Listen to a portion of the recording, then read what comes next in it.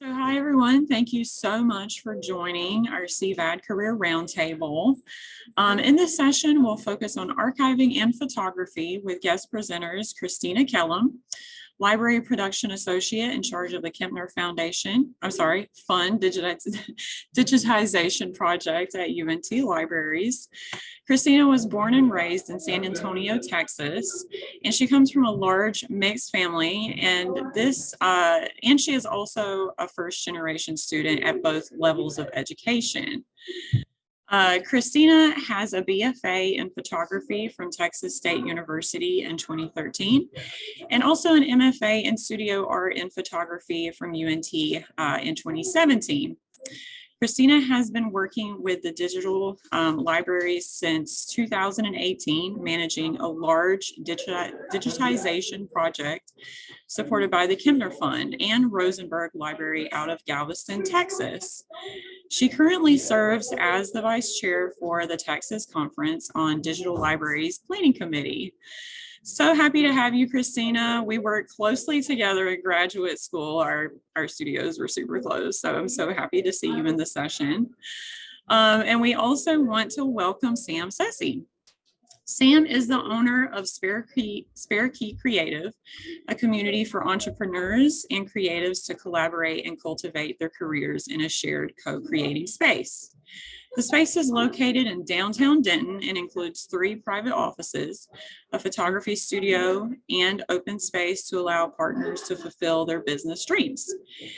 Sam holds a Bachelor's of Science from George Mason University in Information Management and a Master's in Entrepreneurship from SMU. So welcome, y'all. Thank you so much for being in the session. I'm super happy about this.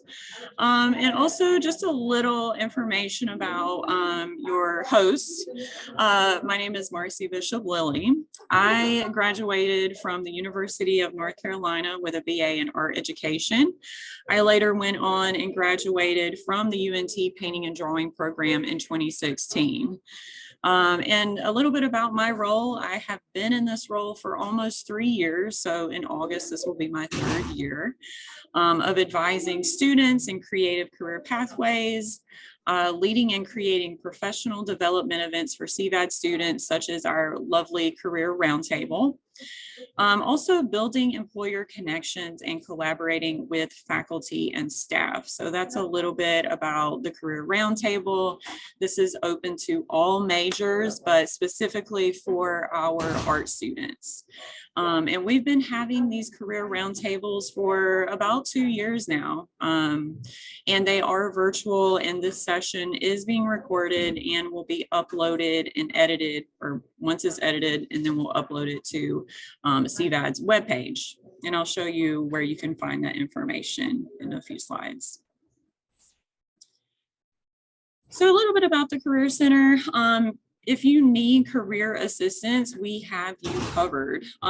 We have drop-in hours. So if you need a quick look at your resume, we do reviews here. If you have any questions about what to do with your major, job searching, we do have student employees that can help you with that, but you can also schedule a one-on-one advising appointment with me, your career coach. So just a reminder, I am the career coach for CVAD and the College of Music. So we have our creative areas covered. And just a little bit about our services. Again, resume, cover letter. What's more specific to our art students is going to be that website, portfolio, and social media review. So I can help you with all of that. I kind of act as like a second pair of eyes to just kind of look over your documents for you, look over your website, your socials, and to make sure you're all good. Some of the other services that we offer are mock interviews. So if you find yourself, a big interview coming up, you can definitely schedule a mock interview with me. I tailor some of those interview questions depending on what job you are thinking that you're applying to or have an interview with. We also do professional headshots here as well. So if you're looking for, assistance with a headshot for your LinkedIn profile, your social media, your website, you can schedule an appointment for headshots. We also do job search strategies, internship search, We do have a Mean Green Mentors program. It's sort of like, teaming up with some of our alumni who are working in creative areas to give students a more of a idea of what they could do and some of the processes that our alumni are currently working through. Also, graduate school assistants. I do meet with a lot of our studio majors who are interested in graduate school. So it's much like applying for a job. You will need a CV or a resume. You'll need a letter of intent, references, and all of that. So, I do help with some of those things as well. We do have a spot on the CVAD webpage that is catered specifically to our CVAD students. This is the information about how to schedule an appointment with me. There's also a little area right over here that says to the right, Career Roundtable. That's where you're going to be able to find those recorded sessions once they are posted. There's also jobs highlighted for CVAD students. I handpicked these jobs to be added to the CVAD website because I think that they are directly related to our students, our student population in CVAD. We also have a resume review request form. So if you need a quick look over for your resume, feel free to fill out that form, submit it, and your resume is directed straight to me. Okay. So that's a little information about where you can find Career Center located on CVAD's webpage. I did want to bring up some of our career fairs. Again, like this is another part of my job. A critical part is, hosting events. We have a large amount of career fairs. We have education fairs. We have an all majors fair coming up. We also have a diversity and equity career fair. So these are open to all majors, and regardless of what you're majoring in, I think it is super important to come to at least one of these career fairs in your undergrad career. It's a great opportunity to network with some of our companies that we have really great relationship with. Most of them will have opportunities available. I've seen teaching positions, internships, full-time, part-time positions. So, feel free to come to some of those, and they are come and go. Some of them are virtual. The diversity and equity career fair is virtual, but this one, the education career fair, is in person. And this one will take place on April the 12th from 10 to 2 p.m. in the Union. I would suggest business attire, so look professional. And bring a copy of your resume or business card. So, again, coming for networking with some of our employers, getting your name out there. And career fairs are really fun, actually. It's a fun event. So I would recommend coming to some of our career fairs. We also have another CVAD Career Roundtable session coming up on April the 8th. And Adam Alpert with Pangea App will be in this session. So this session will cover freelance and entrepreneurship applications with Adam Alpert of Pangea App. And it is a startup app and it helps students find paid part-time remote work when you're freelancing. And if you know anything about, being an artist, it's all about sometimes freelancing, commissions, selling your work. So definitely come to that and see how Pangea App can work in your favor. So this is just the information about the UNT Career Center Equity and Diversity Virtual Career Fair coming up on the 21st. We have a lot of great companies devoted to equity and diversity, so I would definitely check that out. And you can register for these events in Handshake. We have the All Majors Career Fair coming up on April the 20th from 1 to 4. Again, come and go, same as sort of the education career fair. Business attire is strongly suggested, and bring a resume and business card with you. I would also suggest, if you're looking for any kind of job, professional opportunity, connect with me on LinkedIn. I have a lot of employers reaching out to me. Faculty, staff will share opportunities with me. And I use my LinkedIn as sort of a platform to connect specifically to our art students to share those opportunities. So feel free to connect with me on LinkedIn, build your, digital presence, make a LinkedIn if you don't have one. And another thing that I wanted to mention at the end of our session, there is a poll at the bottom of your screen in Zoom, and it's for the CVAD Career Roundtable. So I would really appreciate if all of our attendees could fill that out. I want to make this program as catered to some of our majors and to our needs of the students as much as possible. So if you could fill out that short poll at the end of our meeting or while we're in the meeting, that would be perfect. And I will launch that near the end. So just be on the lookout for that. But I think that is all that I have. So welcome, Christina and Sam. Christina, if you want to share your screen, I'm going to stop sharing mine. Oh, I don't need to share my screen. Okay. I was just going to chat. Perfect. Okay. So if there's any background that you want to have up, you're more than welcome. We'll do this one. It's okay. I'm just going to talk a little bit about where I come from, what do I do now, and then just a few kind of tips and trades that I think are really important if you're an undergrad or a graduate student kind of looking for employment in libraries. So a little bit about myself is that I am a first generation student.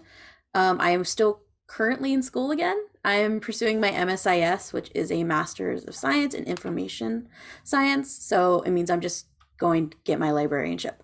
That's really an important tool that you need if you want to have a sustained career in libraries.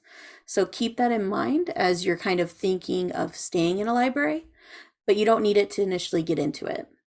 I am from San Antonio, Texas. I like to say that I've been moving up 35 because I started off at Texas State for my undergrad, and then I came up to UNT for my MFA, and I've kind of stayed here. I have a cat. Bear with me. She has a mind of her own. I do come from a large family. I have 9 total siblings, and I am the only one who has gone to school and has graduated. So I have a lot of experience when it comes to not knowing what you're doing and just navigating the field. When it comes to how I got my job, it all started during my MFA program. I applied for a metadata position describing images for a grant at Special Collections. And I was like, oh, I understand photographs. I know how to describe them. Let me do this. Metadata was a whole new world for me. And then I also got to see the back end of how libraries work, which meant I didn't know this existed. I thought that the library was simply just people at a desk checking out books, but libraries are so much more than that, and especially at UNT. We have an entire digital libraries program that is dedicated to digitizing items so that way people can access them online using the Portal to Texas History, which is a large repository of images and items that are all primary sources. We compete ourselves with the Smithsonian, if that makes you kind of understand the logistics of what we work with.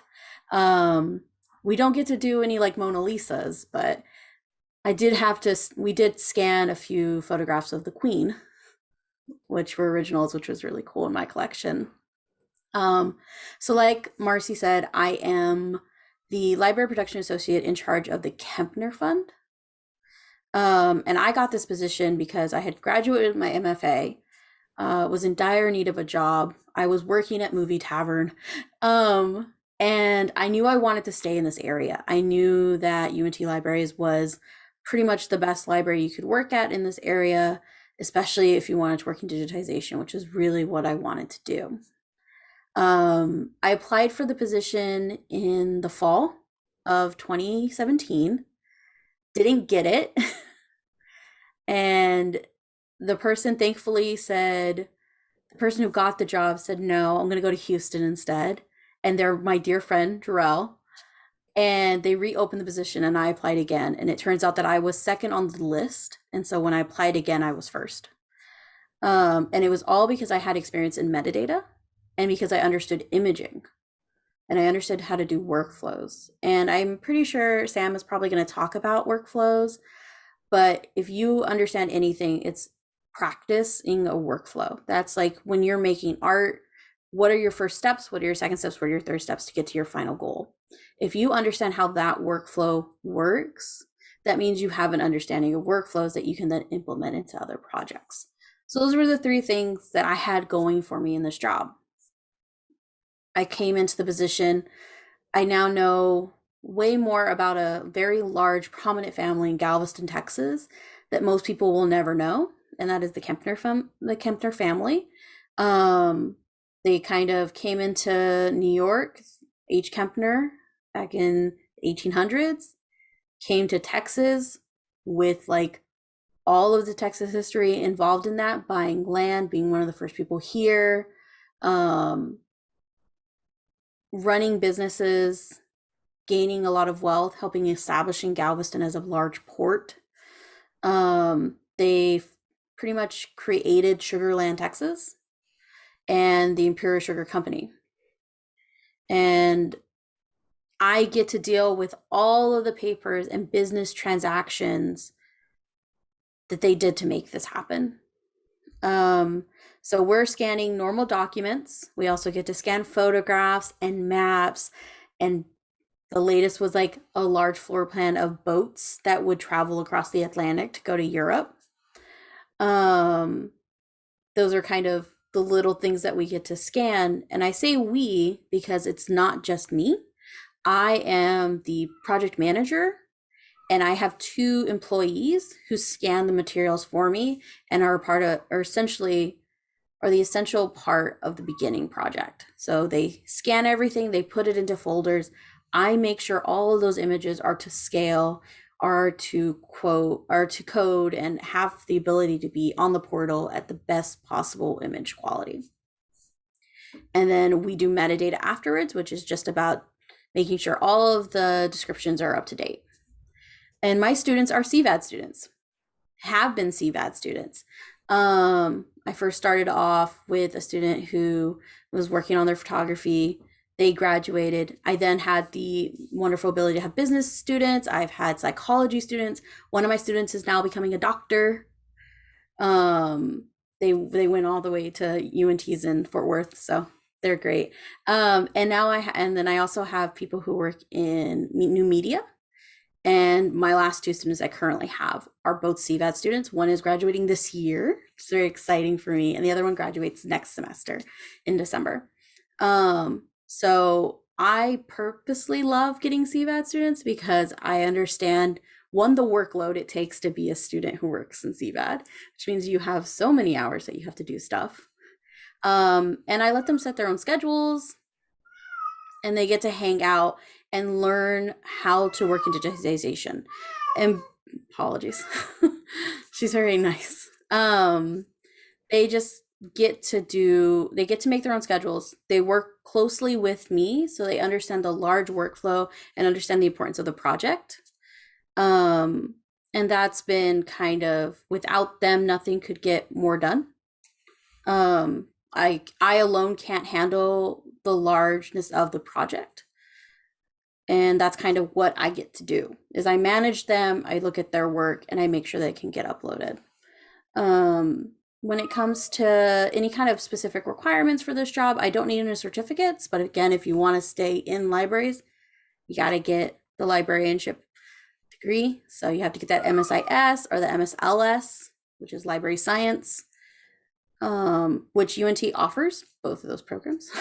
And then when it comes to internships and job shadow opportunities, we don't really offer that unless you're a graduate student at MSIS, because then you can get your, I forget what it's called. I forgot. I'm so sorry. Practicum. You can get your practicum with that. And then if you want, you can always apply for a job. We currently have metadata positions open. So if you know that you can describe something and you have great writing skills, that position is always open. It is on site, so you do have to come to our lab in the libraries, but you get to see so many cool opportunities and really see how the back end of libraries working. And then we had this kind of fun question at the very end, which was if you could go back in time to your younger self, like what career advice would you give? For me, it would simply be that it's okay to take a break if you can. I struggled a lot through my undergrad and through my graduate programs because I didn't know how to support myself. I was really bad with money and I struggled with that. I didn't know how to ask for help. I didn't understand any of my like resources. It's just not showing And so up. taking the time to kind of learn what you need is really important. So if I could go back, I would tell myself it's okay to take a break if you need one. And also learn your resources and ask for help. It's okay if you shout it first and say, I need help now, because you're at least going to be better off unless you're going to be better off than you were if you hadn't said anything at all. And that's what I would give myself, is a little bit of grace. Thanks. Thank you, Christina. I'm actually looking for that metadata position in Handshake right now because I'm going to put it in the chat because I have seen that. It's in Handshake. All right, Sam, if you want to share your screen or you're free to go. Yeah, I'll just share the screen just of a picture of my studio. All right, I'm going to stop sharing mine. Yeah. Can everyone see that? Mm-hmm. Okay. All right. So, yes, good morning. Good morning, everyone. Again, my name is Sam Cisse. I am new, back to the Dallas-Fort Worth area. Grew up in Maryland, right outside of Washington, D.C. Went to George Mason on a full track scholarship and really had no clue what I wanted to do in college. I just knew that I was going to run track. And, eventually I would like to make money one day. So I initially, said, I like money. Let me major in finance. That lasted maybe one semester after I failed my accounting class. And then I think I said I was going to do information security, and then that changed. And throughout the college, the first 2 years, I changed my major maybe 2 or 3 times. I finally graduated with an information management degree. First started working, graduated from college, and I then moved to the Dallas-Fort Worth area. My first job was with McKesson. They were at that time located in Carrollton, Texas, and I was a software engineer. I absolutely hated it. Software engineer was not for me. Working in front of a computer, working on code and Java back then, that was not for me. To my surprise, after 2 years there, I actually got laid off. So that left a sour taste in my mouth, because pretty much the people that we trained, offshore team in India, the people that we trained to learn our jobs ended up taking our jobs. So from that point on, I really had not so good view of, the corporate world. And I knew that, I had to think outside of the corporate world eventually. So for 2 years after that, once I got laid off, I thought it was a great opportunity to get into entrepreneurship. So I started a staffing company with my sister back then. We did that for a couple of years, and we kind of just went our separate ways. And what I realized was that while I had a passion for entrepreneurship, I really had to learn more about entrepreneurship to be a more successful entrepreneur. So I realized that, a lot of things that that prepares you for entrepreneurship. You don't really learn it in the classroom. So, I was just all over the place initially as an entrepreneur. So I actually got my master's from entrepreneurship from SMU in Dallas. I did that program, and once I completed that program, I realized that again, that I gained a wealth of information. So I wanted to help the younger generation be prepared for the world of entrepreneurship, just because I know it's not really taught in the classroom. So from there, I started a nonprofit known as Game Plan, where we help high school students prepare for life after high school. So that's through preparing for college, preparing for different careers, learning about different careers, teaching them about leadership, project management, different things to really get them to be more employable. So I decided, so I actually was doing that in Maryland. I recently moved back to Texas just this past June, and I really wanted to get back into true entrepreneurship. Not when I say true entrepreneurship, the nonprofit is an entrepreneurial venture. However, I wanted to do something that was, a for-profit venture. And I told myself if I could ever go back to school, I would want to major in marketing. So instead of going back to school, I decided to create Spirit Key Creative, which you see the picture right there. It's a 1,200 square foot space. I'm not sure if any of you all are familiar with the Wells Fargo building. You can pretty much see it really clearly once you're in downtown Denton Square. But we're located in the Wells Fargo building, and it's a 1,200 square foot space. It includes 3 private offices, and it has multiple sets. It has, you really can't see, but in the corner, as soon as you come in, it's like a green wall. Then it has that photo collage wall. On the other side of that, it has a large mirror with another like street art set. And, it has a TV, then it has an open area for if anyone wants to have an event or physical training, personal fitness or anything like that. But then it also has the photography studio. So in my vision for Spirit Key Creative was to be, everyone knows about co-working spaces and they're great, they're awesome. But I wanted it to cater more to entrepreneurs that are passionate about content creation. So instead of a co-working space, it's more of a co-creating space where different entrepreneurs can come together and collaborate and create content for their business, for their brand, to grow their business and to grow their brands.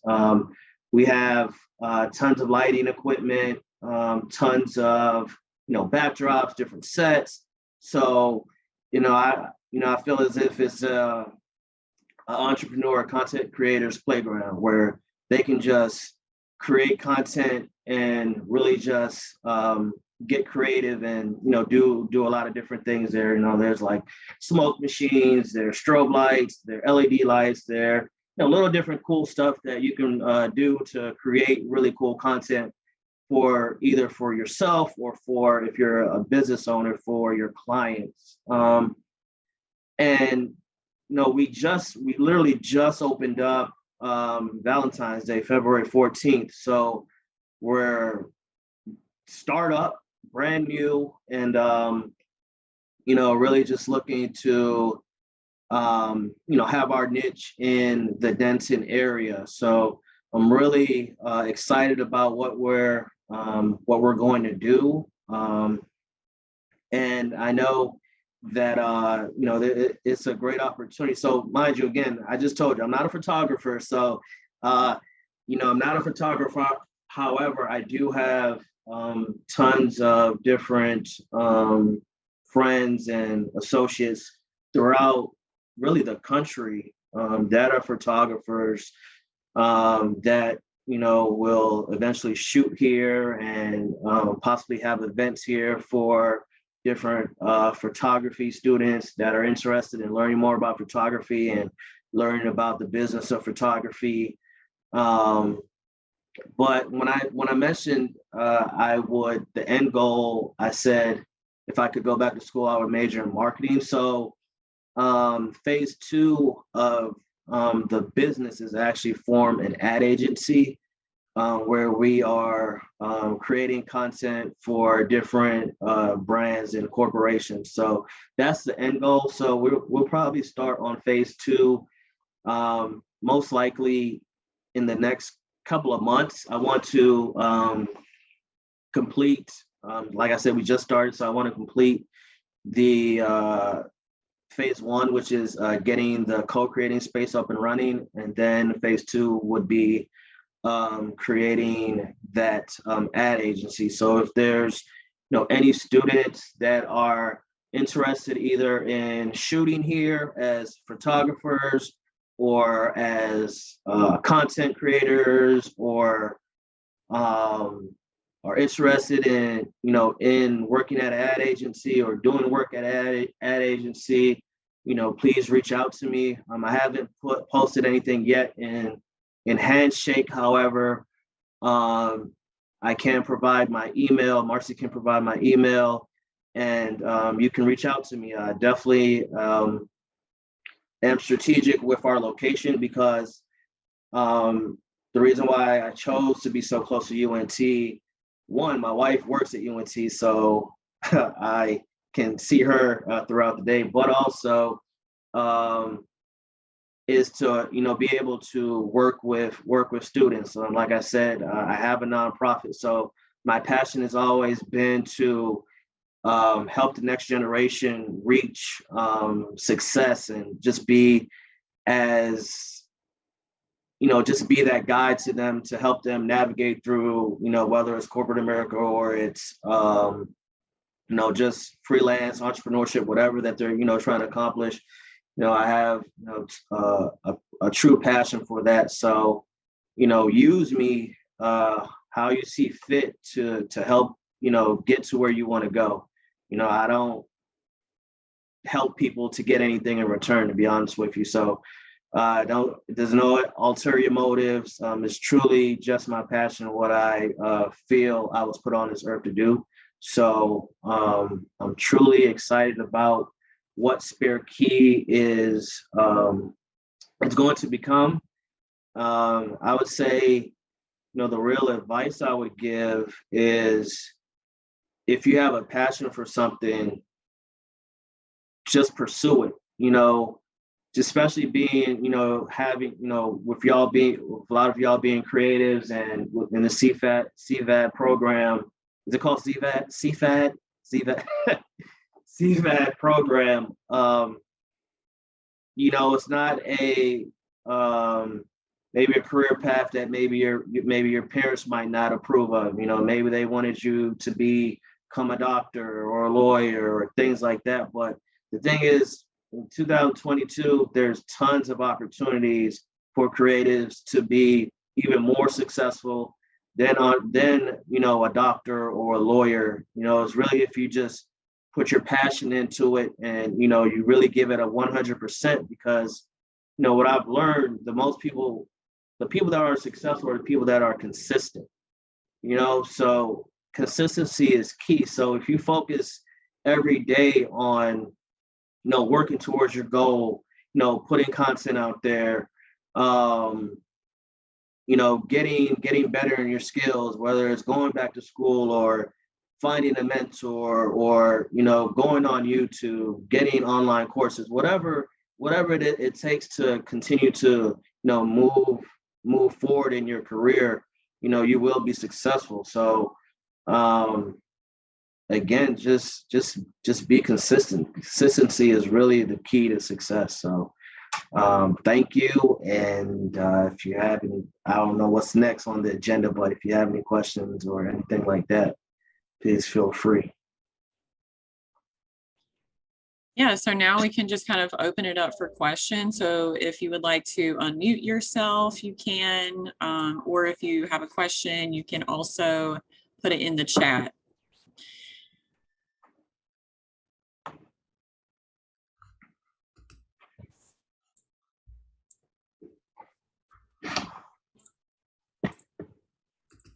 I was thinking about what you said, Sam, about like corporate and that I feel like I work corporate, but I don't. I work academic. Uh-huh. Um, but like I live in front of a screen every day. I work with code. I work with images, and it kind of is just dependent on like the type of person that you are. I also get to work with a lot of people. Just yesterday, I came back from Galveston. I had to go drop off materials and go pick up some new materials. And that was like very last minute, very stressful because deliveries got in the way and the weather. It's always a fun time. So, but I enjoy that type of work. I enjoy working like with a larger team. Granted, corporate is a very different kind of business That it is. than academic. But I feel that. I feel that if you don't want to be in front of a screen every day, you want to make sure you're finding your passion and working in a field that lets you do that. Definitely, definitely. I know that Marcy can really help you kind of maneuver and navigate through what the best career choice is for you. So I definitely, that's something that I really didn't take advantage of was all the resources they had in college. I mean, just all the things that you guys have. Oh my God, like you guys are in such a great time to be a student. You guys have so many resources. You know, I'm not that old. I'm 38, but I didn't have that many resources as you guys have now, where I can just get on my iPhone and figure out how to learn a new skill. So you guys really need to take advantage of all the resources that Marcy and her counterparts have, because I mean, it's a wealth of information. I was impressed. I wish I could use some of those things. So definitely take advantage of that. Definitely take advantage of your youth as well, because more people are inclined to help a student than a grown adult. So no, if you have, your student ID, you're emailing someone with your student ID, and you're telling them that you want to do something. You're telling them that you're looking for a mentor. Mentors are really key in helping you move forward in your career. If you find someone that you can really latch onto, per se, and really learn from them, and they carry you along the way, I mean, that's golden for your career. So definitely identify a mentor that can help you. Yeah, because the one thing that comes out that I don't feel gets talked about enough, aside from the fact that yes, getting good grades is nice, but I have never once been asked what was my GPA. Do not put that in your resume. It's not necessary. Mm-mm. Unless you Nobody have will ask 4.0. you. They want to know, who did you work with? Who did you talk with? Who are you? Who's on your team? Who's in your corner? Who can advocate for you? And what have you physically done? Whether that's virtual or not. Have you put on shows? Have you looked at artwork? Did you go to a conference? They want to know those things on your resumes. Totally agree. I say the best thing about having work experience is all the stories that you can tell about all the things that you did at your job. So when you have, that interview, you can talk about, I worked on this project, I worked with this person, I solved this problem. It's not just about what you learn in school, it's really applying what you learn in school in a real, work setting, real life experience. So the more stories you can tell about all the cool things you did on an internship or a job, that really, really sets yourself apart from others, because, you did meaningful work. So definitely, I totally agree with that. Yeah. And then when you're in your classes, those skill sets. I taught as a graduate student, I taught drawing one and I taught design one and design two. And at the end of the day, what was important was the skills that they learned that can then be applicable moving forward. So if you think about that when you're in your classes and you're like, okay, the grade's important because I need it to pass, but what skill is going to be there for me at the end of it all? And that will help move you forward, especially when you're learning more and more advanced techniques, because those are all things you can put on your resume. I still put that I know how to make a book in my resume. Nice. Yes, I try to advise students always be cognizant of the skills, again, that you're learning in these courses, and also, you know, who you're working with. Like your faculty will also have resources for who to reach out to, internships, but making sure that you're documenting all of this information is super important, because there may be like a student exhibition that you've been in and just, you know, kind of forgot or got busy to, you know, write it down. This is important information, and this could help you eventually in your career. So make sure that you're documenting everything that you do. So yes, you know, hitting on that, Christina, like super important. Yeah. Any software knowledge that you've gained, you know, whether that be with Photoshop, you know, photo editing. I know is a lot of studio majors will need to take images of their work and then edit those images. Like that's a skill. So, you know, just analyze your skills, put that in a document somewhere, make sure that you have that, and eventually put that on your resume. And, you know, speaking of resumes and CVs, like this document is what presents you professionally, but you also want to showcase your personality, because a hiring manager or whoever is looking at that document has about 30 seconds of interest to look at that, and they can really decide if they want to continue with this candidate or not. So, you know, I definitely will advocate for a resume review. If there's a position or internship in mind that you would like to apply for, shoot it my way. You know, I'll take a look at it and see like what kind of skills can match up, or and how to put your best foot forward, really. So very good points, and kind of getting those skills and everything on that resume.